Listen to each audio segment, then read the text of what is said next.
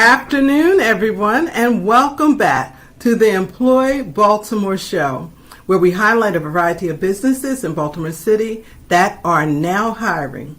These positions are also listed on our digital job board, which you may find online at the link that's listed below.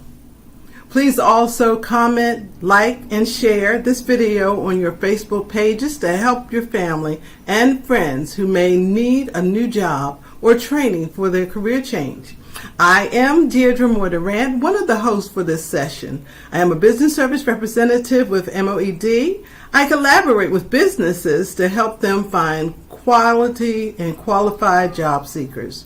Just like you, I have also the awesome opportunity to work with great colleagues who provide the same services, such as my co-host today and fellow BSR, Business Service Representative, Brandon Scott, not the mayor. Brandon, how are you today? Good afternoon. I'm good, Ms. D. How are you? Thank you. Good. My first time hosting today. I'm very excited. I'm definitely excited about the show.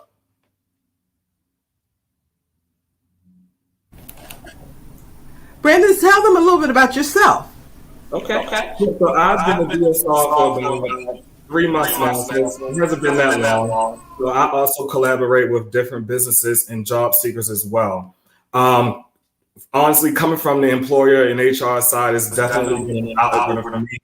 Just dealing with different businesses, just seeing how they operate, especially as we come out of the pandemic, just seeing how they're coping with it, how they're changing their policies and procedures. So that's definitely where I've been right now. It's been a great ride so far. We work with a lot of innovative individuals, and I'm excited to see what we do next. So I do want to remind our viewers that one of the vital resources that we use at MOED is the Maryland Workforce Exchange site, also called MWE. MWE is an online job workforce services system designed for a variety of individual job seekers, which indicates benefits and services such for job seekers, for students, for case managers, for employers, training providers, and workforce professionals. Yes, we require that all job seekers and businesses register with MWE to receive services from MOED. MWE provides fast access to a complete set of employment tools on our website, which is listed below. So you guys should see the link. Again, it is mwejobs.maryland.gov. Again, it's mwejobs.maryland.gov. So we will speak with a few of our employers and providers who are registered with MWE. Our guests today are Katie Miller. How you doing, Katie? Hi, everyone. So nice to be with you today. Deputy Director of the Mayor's Office of Immigrant Affairs. And we have a returning employer and guest, Shayla Neely, who is from the University of Maryland Systems. Hi. Hello again. I'm happy to be back as always. Thank you so much. Welcome. Okay, so let's get started with our guest. Brandon, if you would introduce our first guest for us. All right. So again, our first guest is Katie Miller. Again, she is the Deputy Director of the Mayor's Office of Immigrant Affairs. So, hello again, Katie. So first, introduce yourself and tell our audience and tell them a little bit about yourself and your office. Yeah, certainly. I'm happy to. Thanks again for having me today. As you all mentioned, I'm the Deputy Director of the Mayor's Office of Immigrant Affairs. I've been in this role with MEMA for about 3 years, and I'm also a Baltimore resident. I'm really excited to be here today because my initial role with MEMA was actually supervising a workforce development program for refugees. So I'm always excited to talk about the employability of our immigrant and refugee population in Baltimore City. And I just want to give an overview of MEMA, the Mayor's Office of Immigrant Affairs, for folks who might not be familiar with our work. Our work generally falls into 3 areas. And those areas are government accessibility, economic development, and community well-being. And I don't want those things to just be abstract. So I'm going to take a brief minute to talk about projects that we do that fall into each of those areas. So when it comes to government accessibility, what that means is really making sure that agencies like MOED or DPW are working in a way that their services are accessible to immigrants and speakers of other languages. So an example of our work in that area is around what we call language access. And really what that means is working with city agencies to plan for interpretation and translation and provide training so that staff have the tools and skills to serve immigrants and speakers of other languages.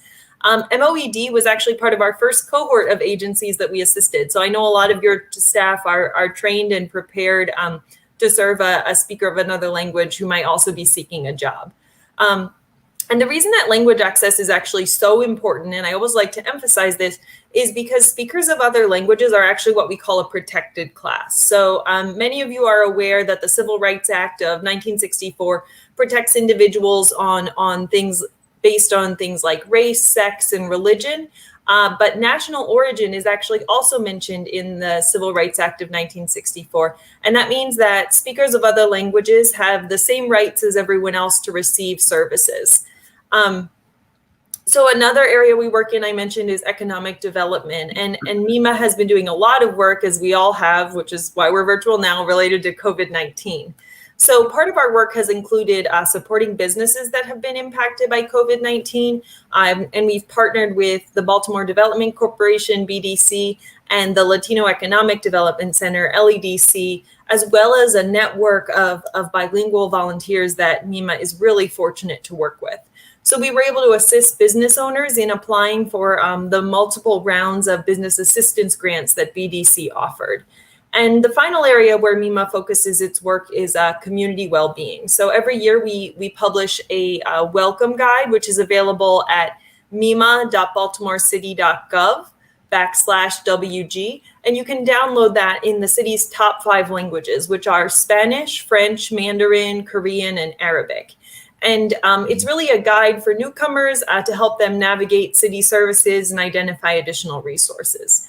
And a lot of our COVID-19 related work also falls into this category of community well-being. So our office has been, for example, doing a lot of work around planning vaccination clinics to make sure that those are accessible to immigrants and speakers of other languages as well. And I'm actually proud to report that as of a few weeks ago, our Latino Hispanic population, which has been disproportionately impacted by the pandemic, actually had a higher rate of vaccination than our non-Latino Hispanic population. So we're really excited to continue to see that rate of vaccination go up in our communities to make sure that everyone's safe and that we can bring this pandemic to an end. Okay, great. Thank you for sharing all of that information, Katie. Of course. Do you have any suggestions to any of our service providers how we can better serve this community? A lot of resources that you shared are wonderful, and I'm sure that our community, Spanish-speaking community, will be able to attach to them. Yeah, thanks so much, Deirdre. I really appreciate you asking that question because it's such an important point. I just want to start with a fact that folks who are viewing this may or may not know. About 1 in 10 people who live in Baltimore City speaks a language other than English at home. So if you're thinking about a block of row homes, for example, that's about 5 households per block that speak a language other than English. So we all have neighbors, some more than others, who speak a language other than English. So it's really important as we think about being as inclusive as possible that we're making sure our services are inclusive of speakers of other languages. So I already touched on language access, but I just want to take this opportunity to expound on that. Because I think language access is really the means by which service providers are able to serve speakers of other languages, Spanish, but also our other major languages like French, Mandarin, Korean, and Arabic that are spoken in the city. So a lot of folks think language access and they think it means I need to hire Spanish speakers, and that is great. Bilingual staff are wonderful, but they're not they're not the only tool or resource that we have. Because, for example, What if your one bilingual Spanish speaker is out and a Spanish speaking client has an emergency that day? Or what if someone comes in who speaks a language other than Spanish and your language capacity as an office is Spanish and English? So what I would really recommend is investing in really affordable solutions like telephonic interpretation. That's how we trained MOED staff to serve speakers of other languages. And it is a really, really affordable tool. I think it's something like 10 cents a minute tops for telephonic interpretation. So the way that works is you subscribe to a service, and then you're able to essentially facilitate a three-way call. That can mean calling the interpreter first and then having them call the client. That's always my favorite way to do it because it really makes it as easy as possible, and the interpreter is there from the beginning. If someone calls into the office, you can put your caller on hold and then have an interpreter join the call. Or if you're providing in-person services, you can put an interpreter on speaker and facilitate a three-way discussion that way. But I've used it and I've heard really positive feedback from other folks who have used that tool. And it really allows you to continue providing services as you would to anyone else, but you just have this additional tool.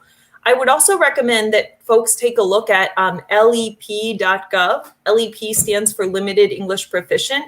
And that website, lep.gov, is a federal resource to be able to provide services to speakers in other languages. So if you're just getting started and you're wondering what language access is and how you do it, that is a really comprehensive resource. Great, thank you. A lot of good information. So Katie, how can employers diversify their outreach to attract candidates from the ESL community?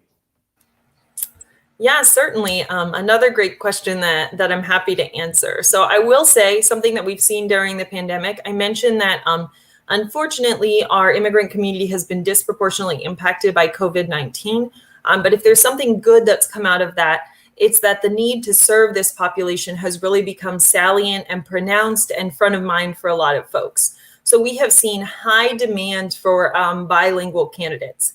MEMA has a monthly newsletter, and every month we have at least half a dozen job opportunities listed for bilingual community members. So one thing I would say is that employers can really evaluate the needs of their position, because sometimes we see bilingual candidates get filtered out quickly because they don't necessarily meet, for example, the educational requirements. But for example, let's say you're hiring for a Spanish language outreach worker. What I always encourage folks to do is really think through what the needs of the position are.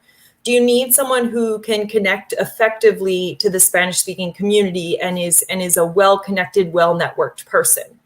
Then if your job description also says that someone needs a high school diploma or even a higher level of education, is that really necessary? Like, is this person's primary role to serve Spanish speakers, or are they going to have to write multi-page reports in English? Because if it's the latter, then maybe you do need some of those educational requirements. But I often encourage employers to sort of reevaluate what their requirements are, because if they're really looking for language skills, like I said, bilingual folks are in really high demand right now. So I would encourage you to see if there's any flex room to make sure that you're not filtering out bilingual candidates based on requirements that may or may not be pertinent to the job. And the other thing that I would recommend is thinking about ways to incentivize and support speakers of other languages. So for example, we have some employers who offer English classes on site before or after work at no cost to the employees. So this can be really helpful in terms of building a more highly skilled workforce and also creating pathways for upward mobility. A great example of this partnership at our Under Armour location, they had partnered with CCBC to offer English classes to Under Armour employees. And that means you have folks who are building skills who might be more interested in working for your company for a longer time because they're getting skills that they can apply, and it's a more rewarding experience. We also have organizations in the city or nearby like CCBC, and our Baltimore County Community College has a really robust ESL vocational training program. And what that means is people can actually learn English while they're building other job skills. So maybe you have a position that's that seems really hard to hire for, but you know that you have some immigrant or refugee employees who are doing a really great job, but they need some additional skills. Partners like CCBC can help build courses that are tailored to your needs, that both build job skills and also English skills at the same time. That's what we typically call like contextualized English language learning. So I would encourage larger employers in particular to build those partnerships and to reach out to see if there might be certification programs or job skills programs that can be developed if they're not there already. And the last thing I would recommend to employers is working with partners in the city like CASA and IRC. IRC is the International Rescue Committee, and they are our local refugee resettlement agency. CASA has a workforce development center on Fayette Street in East Baltimore, and IRC also runs a workforce development program. So both of those organizations are constantly looking for employer partners where they can refer their clients to jobs. And they're also really well prepared to support clients. So if you're having, for example, challenges communicating with a client, or maybe there's a cultural barrier, IRC and CASA are both really well versed in addressing those things, and through their programs are able to support clients even while they're in the workplace. Great information. You know, while at the when in office, I work at the Eastside Career Center, so we often partner with CASA in reference to helping many of those folks that are job seeking, and the resources and tips that you provided to our employers are excellent takeaways. Thank you so much. What would you say to our ESL community members to help them better access available resources and opportunities and service providers and businesses that would include additional resources? You already shared some great tips in reference to our employers as far as resources that they can offer our bilingual population. For the ESL community members, what would you say to them? So my biggest recommendation would be to get connected to an organization that provides workforce services, because we have a lot of folks who offer vocational training or case management for job seekers that are really used to working with immigrants and refugees. And I think the advantages of being connected to a larger program is that if your first job doesn't work out, you can go back and get some additional assistance. Through some of these programs, you can also get vocational training while you're working a more entry-level position to sort of build a career. And I really appreciate two of our partners that I want to highlight. The International Rescue Committee and also CASA provide employment services. The populations that they serve are complementary. CASA serves more of our Spanish-speaking community and can serve folks with a variety of immigration statuses. IRC, because they're a resettlement agency and receive funds to serve refugees and asylees, they do tend to serve folks who have more of our refugee and asylee statuses. So I'm just going to talk a little bit about the services each of those partners offer. So if anyone is an immigrant or a speaker of another language who is looking for these services, they can have access to them. So I mentioned CASA's Vocational Training Center, which recently opened on Pulaski Highway. That address is 2706 Pulaski Highway. For folks who might know where the Patterson Park Library is, it's right off of Library Square. So they have sort of two prongs of their workforce development work. They offer they have a worker center for folks who are looking for daily jobs or more entry-level employment that has connections with employers as well. And they also offer vocational training. So their worker center is open Monday through Saturday, 7 a.m. to 2 p.m.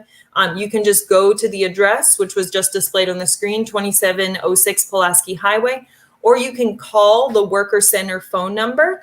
That's 410-732-2694, 410-732-2694. That's the CASA Worker Center phone number. I'll also be sure to put all of this information in the Facebook comments. So just scroll to the comment section and check it out later if you're looking for this information. You can also explore their vocational training. So their vocational training specialist is Liana Harrison, and they have some upcoming trainings for community health workers, construction, warehouse logistics, electricians, facility management professionals, and HVAC. So this is an example where you could go to the Worker Center to get some temporary employment while you're also pursuing vocational training to get into the career that you really want. And again, courses are available for scholarship or at a free and reduced fee. I'll be sure to put Leanna Harrison's contact info in the comments as well if you're interested in pursuing courses through CASA. And in terms of IRC, again, they serve refugees and asylees. They offer employment services similar to those that CASA does. So you can have entry-level employment as well as vocational training opportunities. I mentioned the types of courses that are offered at CCBC. IRC actually offers those courses. For folks who are interested, IRC can offer those courses at no cost as long as they fall into the categories of folks that IRC can serve. So if you're interested in trying to get a job through IRC and you have refugee or asylee status, you can call 410-327-1885. Again, that's 410-327-1885. And I'll be sure to put that number in the chat as well. And the last thing I would say for immigrant and refugee job seekers, just because this is something I'm doing a lot of right now, I just want to encourage community members to get vaccinated, because being vaccinated is a great way to stay safe in the workplace, and be sure that you're not putting your family or loved ones at risk of illness or severe disease from COVID-19 when you come home.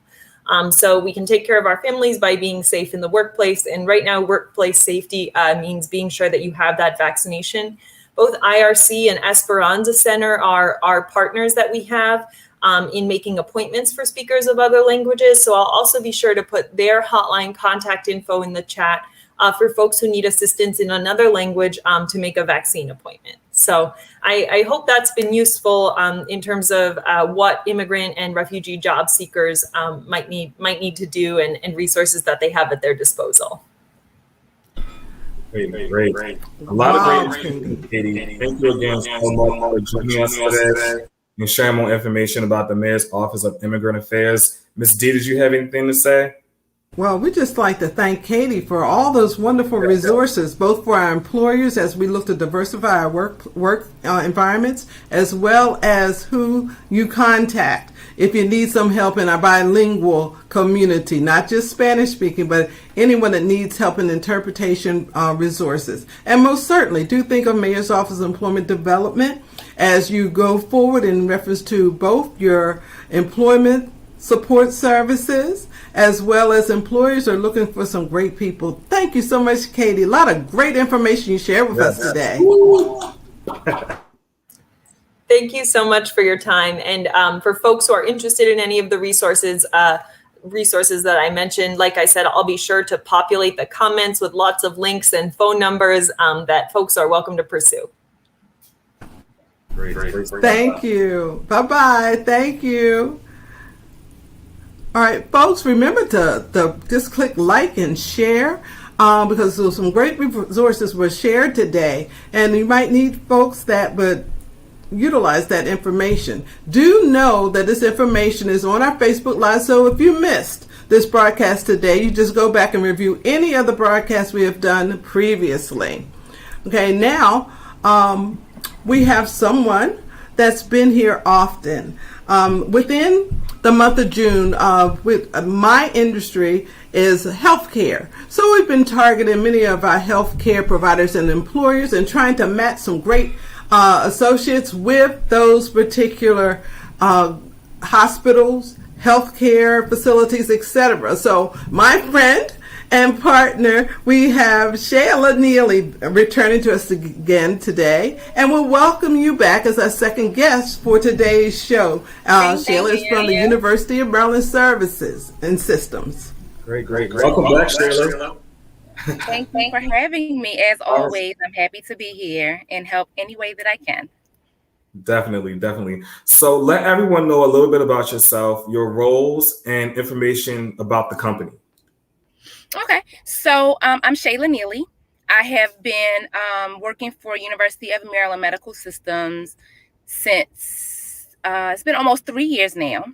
I originally, I have a background about 14 years in the HR field where I've done everything from payroll, benefits, um, everything, employee relations. I was the jack of all trades with HR related.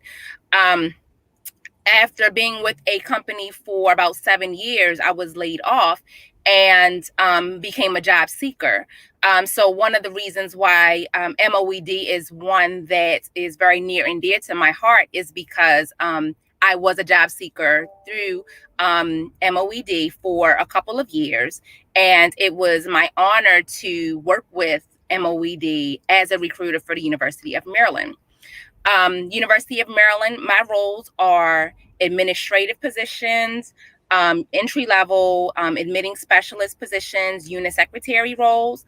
And then also, I do have some positions that if you do have a lot of healthcare experience, we have those roles that are geared towards that, at least having about 3 years of healthcare experience. We're able to transition that to, we're able to translate that into some, into the healthcare field.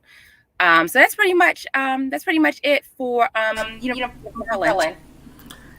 Well, Shayla, tell us, what unique challenges and obstacles have your employees or company faced during this time of COVID? And what extra steps has your company taken to ensure the safety of your staff, clients, students during the COVID time? Well, of course, we want everyone to get vaccinated because that is the best protection right now, is to be vaccinated, wear your mask, of course. One thing about working in healthcare is that we do take all the precautions. We are now, as of September 1, requiring all employees as well as new hires to be vaccinated. One of the main challenges that we have experienced has just been just getting people to get back into work or wanting to get back into work. We've experienced beginning with the beginning part of the pandemic where we didn't get a lot of job seekers. With the wind down, and that was, making sure that they gave unemployment, the increase in the unemployment for a lot of people to help them during that time. And then also with the second group of the unemployment, to give that to individuals that are in need, looking for jobs, and to help them, sustain their household during that time. Recently, with the changes of that extra unemployment benefit, we hope to be able to help job seekers to be able to get back into the workforce sooner rather than later. Great. Yeah. I know, COVID has definitely affected a lot of businesses, but again, as we're kind of coming out on the end of it, we should kind of see a turnaround with job seekers seeking employment.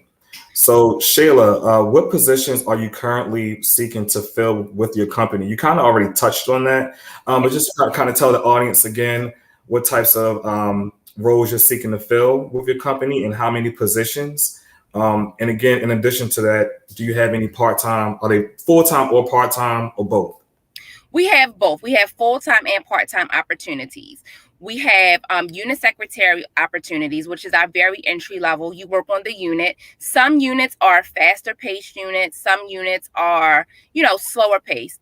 I always ask, certain questions when I'm doing, my phone screen, just to kind of get an idea of what the candidates are looking for and whether or not they will be a good match for certain areas. We are back to doing in-person interviewing. So it does allow the job seeker to go be on the unit and to kind of see if it's something that they would be interested in doing. I also have admitting specialist positions, which requires 1 year of customer service experience. And you are the front line. You are the first person that comes into you're the first person that the patient sees. We have them on the emergency room side. I have them at Midtown as well as downtown, mostly evening positions right now.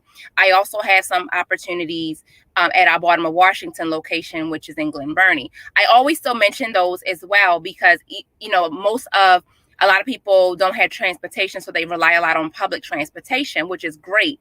But then for that one person that doesn't mind traveling or maybe watching this, that lives in that area and that does have that that is interested in that, I'm happy to let you know that we do have opportunities at our Baltimore, Washington location for administrative tax, as well as registration representatives as well.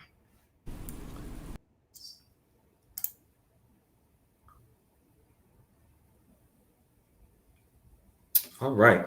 So, Shayla, describe your company's corporate culture. So a typical day in those positions, training opportunities with your company, tasks, require uniform clients that you see, that you service, etc. That was a lot, Brandon. No. So let me go through that again. So describe your company's corporate culture. So like a typical day, like in some of the roles that you offer. Well, a typical day, most of the roles that most of the unit secretary opportunities are a day are 12-hour shifts. So you get to know, I always say, when you work with someone for 12 hours a day, you do get to know them very well. Most of the culture in the hospital is very team oriented, family oriented, because you spend a lot of the time with your coworkers. So you bond a lot. Especially especially during COVID, there was a lot of extra opportunities to help out where needed. So we do have a culture of getting to of bonding with your coworkers, or getting to know your coworkers, and just being part of a team and being team oriented, and that help out where's needed. So a lot of people, that's always a question that people ask: what is the culture? The culture is it's friendly, it's caring, we're a teaching hospital, so there's a lot of opportunities and room for growth, and I think that's part of one of your questions as well. But if you desire to grow your career in healthcare, it's always great to be able to learn one unit, go work on another unit, and cross train, and be able to become well versed in different areas to help you to grow in other areas within the hospital as you want. Right. I do remember you saying that on the previous segment that we had, that growth. There's a lot of growth opportunities with your company, so that's definitely great. And I think a lot of job seekers should kind of take advantage of that. So you can go into one role, and then you can transition into a completely different role and department. So I love the growth culture there with. And the other thing, a lot of times and a lot of people have taken hits in terms of money. Every organization, whether it's hospitals, are trying to beef up the staff to be able to accommodate people because of COVID.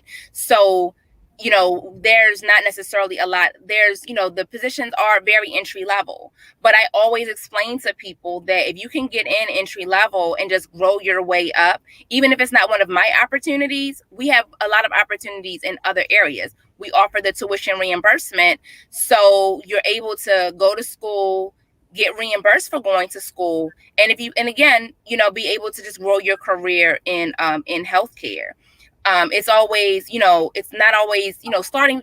Sometimes you do start from the bottom, but it's always important to know that if you're starting from the bottom, you can grow. I always use myself as an example. I went from doing telecommunications, customer service.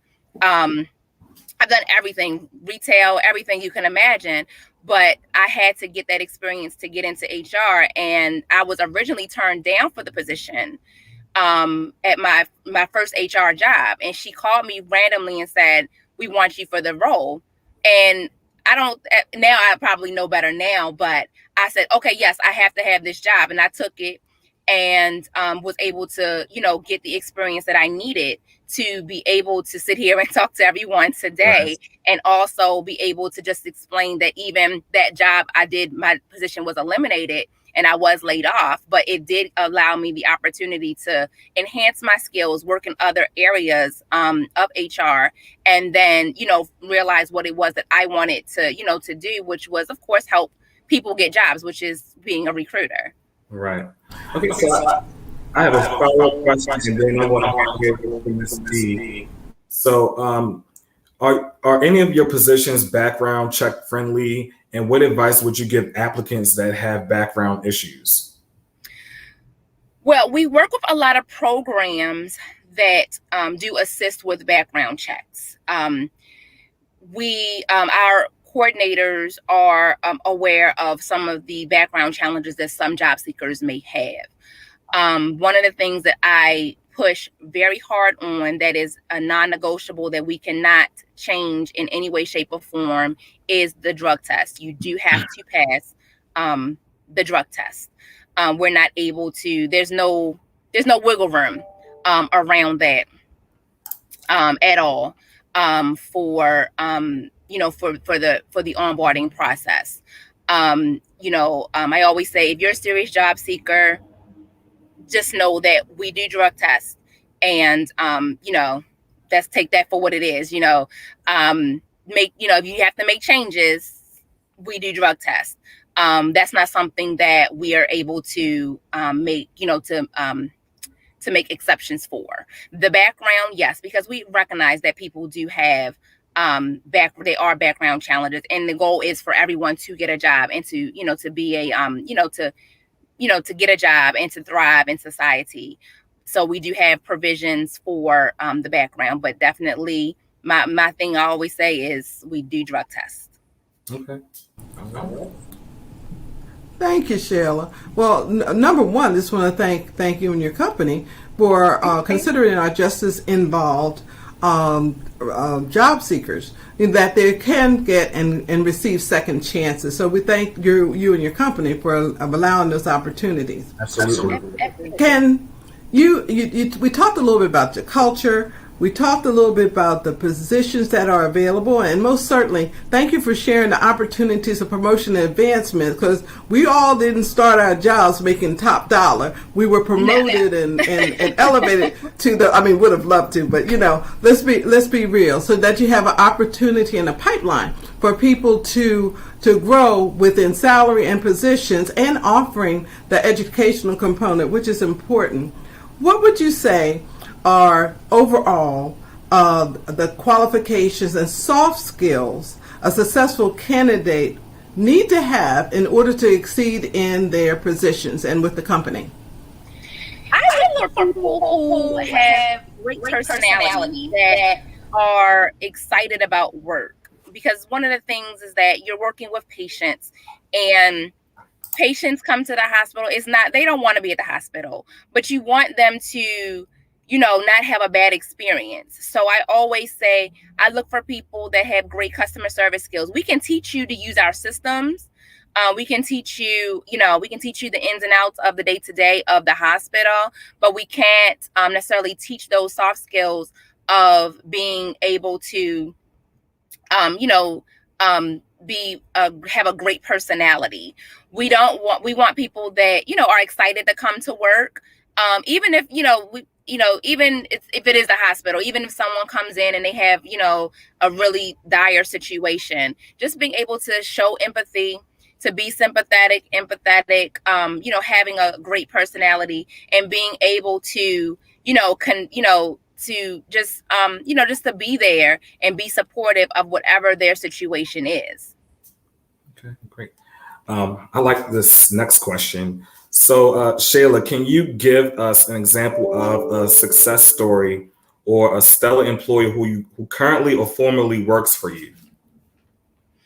Well, actually, yes. I started in August of 2018, and all of my positions are entry level. And at the time when I started, I didn't really know how entry level the positions were until I started recruiting for them. And it was two people, probably three, that wanted to work in healthcare. They started off in unit secretary positions, and I want to say right before COVID, or probably in the beginning parts of COVID, were promoted to other roles. And I always use them as my success stories, because one, I hired them, and they were the best. They were really great employees, and their managers wanted to, promote them because they recognized their skills. And they still, they would apply to things, occasionally they would reach out to me to say, hey, I'm looking for, other opportunities. And I never hesitated to do that because they had the drive, they had the hunger to grow it within the University of Maryland. So it was never an issue for me to say, oh, no problem, I'll submit you for, other opportunities. And then I had one recently where she started off in a role just graduating from college. And she was recently promoted to another role within her same department that afforded her, a completely different range of pay. And it's a great feeling to know that you hire people and that they are continuing to grow within the organization. Definitely. And it helps with employee retention. It does, because we do struggle a little bit with the retention, but it's not. I wouldn't say it's terrible. I think that all companies right now are struggling with the retention piece for different reasons. Excellent. Now, let's get to the bottom line. We talked about the opportunities that are there. Let's tell them about what other programs and benefits that your company supports: 401k, vacation, sick leave, etc. What benefits does your company offer? We offer, there's little benefits, discounts, and things that we do offer to all employees when they're here: rental cars, cell phones, things of that nature. But the main ones that everyone is interested in, of course, is the tuition reimbursement that you're eligible for after your 6 months of employment. We offer PTO, so everything is in one bank. And we do, I think that's pretty much it. And we do offer the 403. We have 403B, and they typically they do a automatic contribution of 2%, and then it goes up 1% every year to help you to contribute to your 403B. Okay, great. So Sheila, I know you have a lot of different roles available, which is great. So what is the salary or compensation for your positions? Well, it depends. Yeah. It depends on the position. It depends on the years of experience. Right now, the ranges for some of my positions are around, I would say they could start as low as minimum wage, $11.75, and as high as $14 an hour, depending on what the role is. Okay. Yeah. So again, for everybody watching, experience in the role definitely plays a role in your salary for positions available. Okay, Sheila, share with our viewers the hiring process. Are we doing virtual or hybrid type of interviewing, or is it in person? How do they get on payroll and that start date for that excellent job? So the process, I would say, from beginning to end, would probably be about maybe 3 weeks to a month. And the month is a stretch, but it depends on, because we need at least 2 weeks for you to do the onboarding if you are hired. And then the onboarding process, once you're hired, takes about 2 weeks. But depending on when you interviewed originally for the position, that would depending on when you interviewed for the position, would determine how long before those 2 weeks. So, for example, it could be we have deadlines for when we have to get offers done. So if you're hired at the beginning of a new period of onboarding, then your onboarding process would be closer to the 3 weeks. Okay, great. So yeah, that kind of answered the next question I have for you. So again, Sheila, what's the time frame? The time frame for qualified job seeker to be hired? What's the time frame?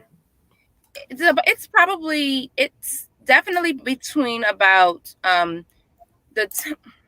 it depends. We're trying to get the managers to be more prompt with the interviewing process, because that drives how long it takes for us to do our offer and to send it to HR and all of that. So those things are driven by the manager and their process. So if the managers are super busy or out on vacation, that may take a little bit of time for the candidates to move through the hiring process. That's understandable. Well, Shayla, we thank you again for joining us. We just want to give folks the opportunity, if you'd like to have some questions or comments from our viewers from the Facebook Live sessions, to do offer those now. If not, Shayla, if you have any final comments or suggestions about the information today, let me just note that Shayla and the university systems will be one of the 7 employers that we will be holding a job fair on June the 22nd. And for those folks that are interested in any of the jobs that you've heard of in any of our information sessions during this Healthcare Information Month, do apply for the job fair on the 22nd. We'd love to be able to talk to you. Brandon, you have any closing comments for Shayla? You're muted. I was reading some comments. Thank you again, Shayla. I feel like we've been working with each other every day at this point. We have. It's gonna be weird when I don't see you every day now. I know. We do have a quick question from a viewer. So I think this individual, they've been trying to get a job with your company, and they've applied and had a couple of interviews in the past, but they didn't get hired. And then they recently applied again and haven't heard anything back. Yes. So so her application has been submitted to the hiring manager, and from my understanding, the hiring manager was off. One of the hiring managers was off last week, and they should be getting to the candidates this week for scheduling and for contacting, because this particular group does their own everything, so they just let me know when they're ready to move forward with candidates. Yeah, I know. With summertime, the schedules, everybody's schedule is pretty hectic. Yeah, and right now the summertime, which I learned this when I got to healthcare, is that the summertime a lot of the managers take time off. I don't really know why, but they take a long time off, because I don't know. That's what I've been told, that they take a little bit of, they take summertime. We are moving candidates, of course, but a lot of them are taking a lot of time off, to spend time with their families and things. So that sometimes is a little bit of a holdup as well. Okay. And just to our job seekers, do be patient. Don't get weary in moving forward in reference to finding the job that's the greatest match for you. As Shayla indicated, as many of our employers have indicated, you don't just attach to a job and you start to work Tuesday. There's a process.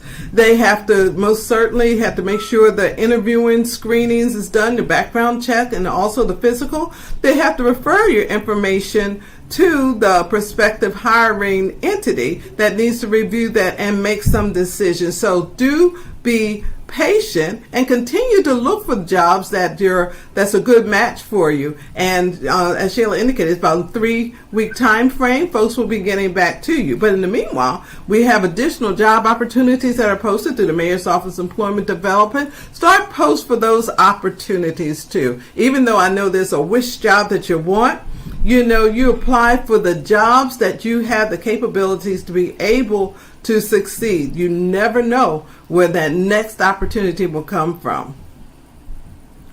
Shayla, we thank you for joining us today, and we'll see you again later on this week. Always good information. And when you indicated the success story, I said to myself, that's the success story right there. You are a living, breathing example of a success story. Yes. And we thank you for your partnership with MOED, and we're looking for doing some great things and partnering with you and your organization. Yep. And Shayla, we invite you to return to our Employ Baltimore show in the future to share more opportunities about your company. In the meantime, just let me know when. We look forward to referring more job seekers to you. All right. I think I'm adopting you. You're my sister. I think that's already done. Thank you.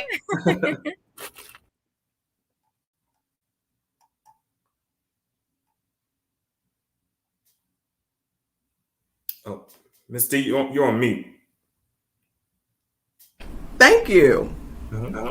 All right, folks, don't leave us. We want to share some additional information on what's going on with the Mayor's Office Employment Development. We have quite a few recruitments that are coming up, and we just want to share that information with you.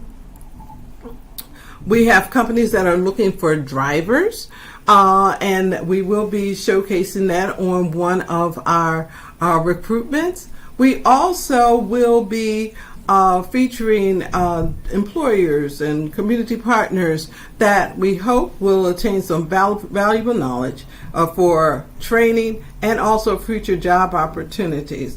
Brandon, what else we have while I look for the other opportunities that we will be posting this week? We also believe that we have a job fair on June 22nd. It's a healthcare job fair.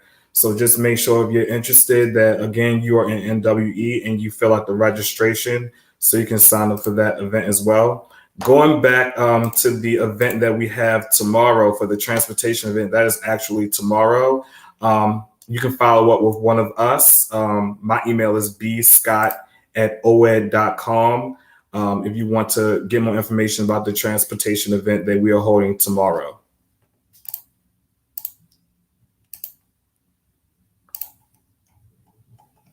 And I think that's it for me.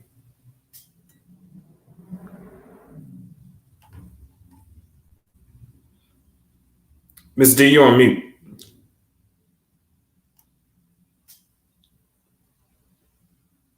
Okay, we have a couple other things that I just wanted to share with folks. The flyers we're going to have the virtual healthcare interviews, which, as you mentioned, it would be Tuesday, June the 22nd. We have the transportation event that will be Thursday, June the 17th. And for those of you that attended the Northeast Foods interview workshop, that is rescheduled for June the 25th. Make sure you do download the app for the website. Make sure you do have your resumes available. The employers are anxious to be able to chat with you. So you want to make sure you're available for that.